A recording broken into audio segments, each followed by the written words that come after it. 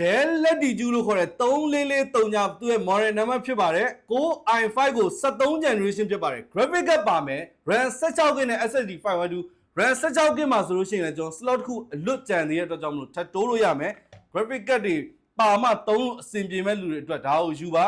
14လက်မ site ကိုဘေးပေါင်လေးချင်းနဲ့ webcam မှာ privacy shutter ပါမယ် keyboard ကတော့ကျွန်တော်တို့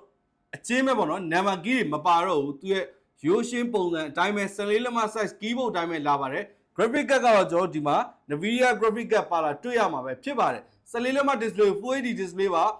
320နဲ့9000ဖြစ်ပါတယ် keyboard လေးတွေမှာ backlight ပါမယ်မီးလင်းပါတယ် keyboard မီးလင်းကြိုက်တဲ့လူတွေအတွက်အဆင်ပြေပါတယ်အဓိကတော့သူ့ရဲ့ CPU အမြင့်နဲ့ graphic card ကြောင့်မလို့ performance တော်တော်လေးအသုံးပြုလို့ရမှာဖြစ်ပါတယ် i5 73 RAM 16GB SSD 512ပါ graphic card ပါတယ် keyboard backlight ပါမယ်ဘေးပေါင်ကျင်းတယ်ပေါ့ဗျာသူရဲ့ညာဘက်မှာတော့ USB port 2 port နဲ့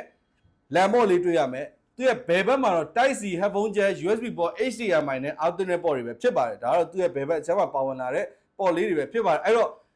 ဒီကောင်ကြီးကိုလိုချင်ဆို320နဲ့9000ပဲကြာမှာဖြစ် sorry 320နဲ့9000ပဲကြာမှာဖြစ်ပါတယ်အာမခံ6လတိပေးတာပါတယ်ဒဲကြိုက်တယ်ဆိုယူပါ graphic card အသုံးပြုမယ်ဆိုလို့ရှိရင်ယူပါဗျ generation အမြင့်နဲ့ဒဲလက်တီယူပါကျေးဇူးတင်ပါတယ်